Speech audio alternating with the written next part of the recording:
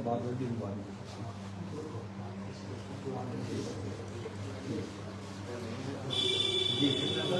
कार्यक्रम में आपने 2 दिन का अल्टीमेटम दिया था तो समय अवधि अब आपकी क्या स्थिति है? और लक्ष्मीनाथ दरबार देखिए, आज की ये मूल्य जनता को साक्षी मानकर और जो 2 दिन का समय पार्टी को दिया था बड़ी ईमानदारी के साथ कि जिस पार्टी की सेवा की पार्टी ने जो गलती की है उस गलती को सुधारने के लिए हमने बड़े शुद्ध मन से बड़ी ईमानदारी के साथ पार्टी को जो 48 घंटे का समय दिया कि इस फतेहपुर के अंदर किसी भी जमीनी कार्यकर्ता को, किसान के बेटे को, किसी को भी आप अगर भारतीय जनता पार्टी का उम्मीदवार बनाते हैं तो मधुसूदन बिंदा पुनः विचार करते हुए पार्टी का सम्मान करेंगे। परंतु पार्टी ने कोई भी ध्यान नहीं दिया। उनको ऐसा लगा नहीं कि इस फतेहपुर की धरती पर कोई किसान का बेटा ऐसा है ही नहीं। उन्होंने जो पैराशूट से जो उम्मीदवार उतारा है, हम पहले भी उनका विरोध कर रहे थे और हमने घोषणा की थी कि अगर पार्टी अपने उम्मीदवार पर जो घोषित उम्मीदवार उन्होंने किया उनका पुनः विचार करती है तो हम पार्टी का सम्मान करेंगे। परंतु पार्टी ने ऐसा सोचा नहीं है और हम आज घोषणा करते हैं। घोषणा से सीधी कर दी गई थी, परंतु आज मैं पुनः सबको साक्ष्य मानकर मेरे पार्टी के जो कार्यकर्ता हैं, जो मुझे जो विश्वास दिलाया था कि आप आगे बढ़े, हम आपके साथ हैं। हम उन सभी कार्यकर्ताओं के मान सम्मान के लिए और इस फतेहपुर के स्वाभिमान के लिए जो कार्यकर्ताओं का मान मर्दन हुआ है उनको बचाने के लिए हम भारतीय जनता पार्टी की जो उम्मीदवार उतारा है उसका विरोध करते हैं और एक स्वतंत्र प्रत्याशी के रूप में मैं चुनाव लड़ूंगा और बड़ी ईमानदारी के साथ और बड़ी मेहनत करके इस फतेहपुर के अंदर जो विधायक जिनका कुशासन रहा है उस कुशासन को मेटने का काम हम करेंगे। मनोज जी आप संघर्ष करो, हम तुम्हारे साथ हैं। इसलिए आज हम सभी कार्यकर्ता एक मुखी होकर आने वाले विधानसभा चुनाव में इस फतेहपुर के अंदर जो हमारी विचारधारा को लेकर हम चल रहे थे और आज सभी कार्यकर्ता संगठित हैं। आप देख रहे हैं कि 36 बिरादरी के लोग मेरे साथ खड़े हैं। सभी कंधे से कंधा मिलाकर जो मेरा इनसे आह्वान था कि भाई मैं एक गरीब परिवार का लड़का हूं, मेरे पास पर्याप्त धन नहीं है, सभी कार्यकर्ताओं ने मुझे विश्वास दिलाया है कि आप आगे बढ़े।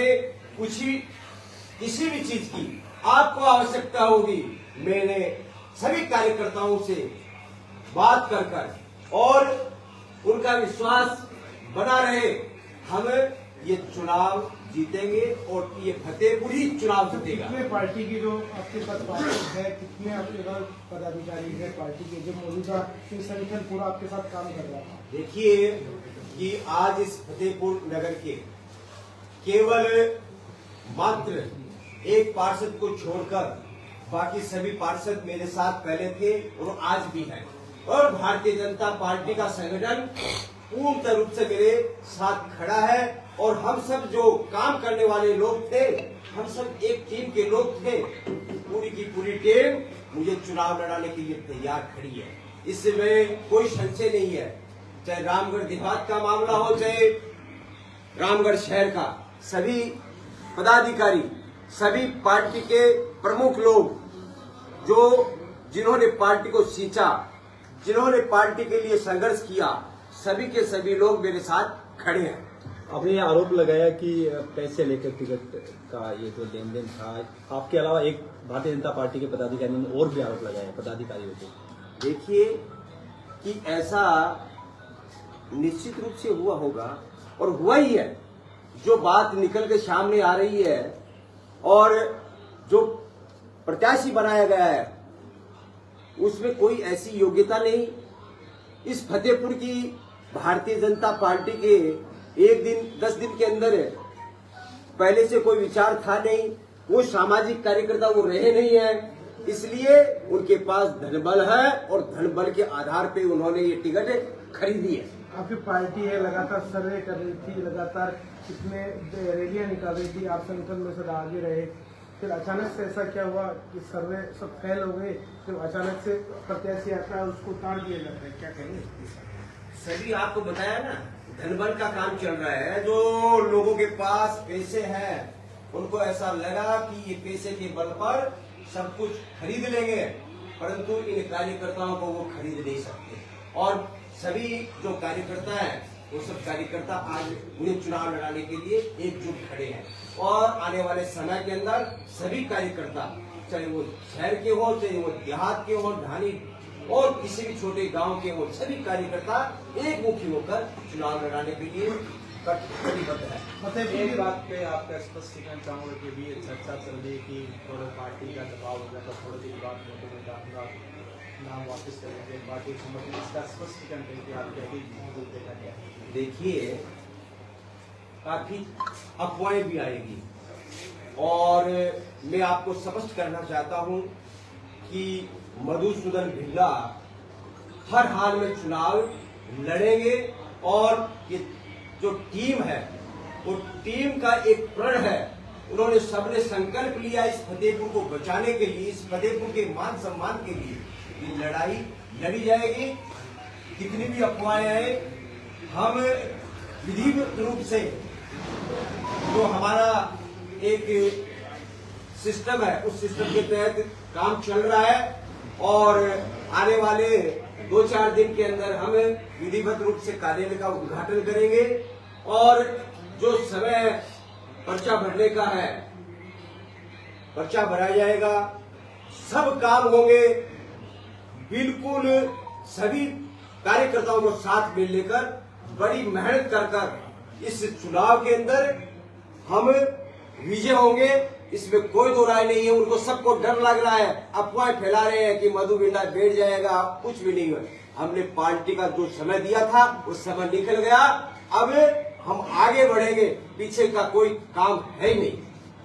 कहा यह भी जा रहा है कि 2 जाट प्रत्याशी, क्योंकि ये जाट बहुल्य इलाका है, किसान बहुल्य इलाका है, एक तरफ महरिया खड़ा हो रहे जेजेपी से और भाजपा ने टिकट जाट को दिया है, तो ये अफवाह भी कहीं ना कहीं फैल रही है, इसको लेकर क्या करें? देखिए, किसान बाहुल्य, जाट बाहुल्य और भी ऐसी बहुत सी जातियां हैं जो भारतीय जनता पार्टी के साथ, मैं आपको बता दूं कि इस विधानसभा के अंदर आप देख रहे होंगे ऐसे वरिष्ठ किसान के बेटे जो पार्टी का निरंतर काम किया है, अगर ऐसे कार्यकर्ता को टिकट दी जाती, ऐसे नेता को जो जनप्रतिनिधि रहे हैं, जो वर्षों से पार्टी का काम किया है, निश्चित रूप से वो काम आता। परंतु आज उन्हीं कार्यकर्ताओं के मन के अंदर एक पीड़ा है कि भारतीय जनता पार्टी का काम करने वाले कार्यकर्ता की इन्होंने अवहेलना की है, अनदेखी की है। इसलिए सभी किसान के बेटे के मन के अंदर यह है कि जो पैराशूट से उतरा हुआ कार्यकर्ता है, जो बाहर से आए कार्यकर्ता अपने आप को कहते नेता बन गए हैं पैसे के बल पर, ऐसे लोगों को फतेहपुर विधानसभा का कोई मतदाता स्वीकार नहीं करेगा और इस चुनाव के अंदर बहुत बुरी तरह से वो पिछड़ने वाले हैं और केवल कांग्रेस और हमारा ही मुकाबला होगा।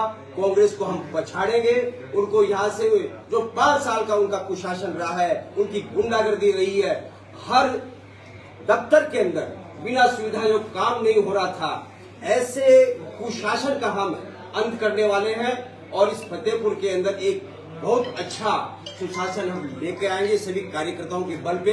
मैं आपको विश्वास दिलाता हूं इस आने वाले चुनाव के अंदर हम निश्चित रूप से जीतेंगे। एक चर्चा ये भी है कि आरएलपी के नेता आपके संपर्क में है, तो आप निर्दलीय चुनाव लड़ेंगे किसी पार्टी के? हम स्वतंत्र रूप से चुनाव लड़ेंगे, किसी भी पार्टी के बैनर के नीचे हम चुनाव नहीं लड़ेंगे। परंतु कुछ छोटे छोटे दल हमारे से संपर्क में हैं, वो अपना समर्थन हमें देना चाहते हैं, वो अपना हमें समर्थन दे और देकर हम भी चाहते हैं, परंतु हम स्वतंत्र रूप से ही चुनाव लड़ेंगे। जनता ने आपको आशीर्वाद दिया और यहाँ से आप एमएलए बने, तो भारतीय जनता पार्टी के साथ जाएंगे या फिर कांग्रेस के साथ? समय बताएगा क्या होगा, वो तो अभी मैं आपको ये कहना चाहूंगा कि फतेहपुर की जनता की जीत होगी और जो भी जनता कहेगी, जो मतदाता कहेंगे, उनका सम्मान किया जाएगा। आगे की बात एक चर्चा ये भी चल रही है, जैसे दिल्ली के अंदर जो कल मीटिंग हुई पार्टी के टिकट वालों की, उनमें 10 टिकट बदलने की चर्चा आ रही है। यदि आपने ये निर्णय ले लिया और टिकट बदलती है तो आपका क्या होगा कदम? अब टिकट बदलने का हमें तो ऐसा लग नहीं रहा है कि टिकट बदलेंगे। क्या 2 दिन में पार्टी के नेता संपर्क में है, क्या संपर्क संपर्क साझा, परंतु ऐसा उन्होंने कोई विश्वास नहीं दिलाया कि हम टिकट बदलेंगे। तो इसलिए हमारा जो निर्णय है वो अडिग है, हम चुनाव लड़ेंगे। जय जय फतेहपुर, जय फतेहपुर, जय जय फतेहपुर, जय फतेहपुर।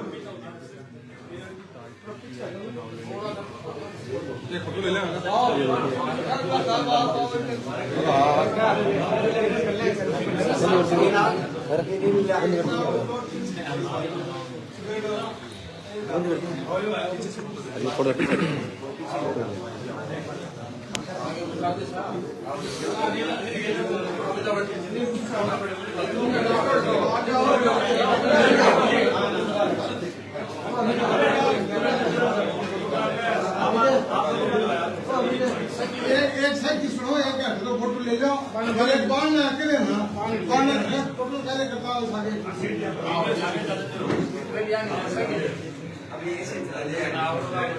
अनिल खड़े, अनिल मधुसूदन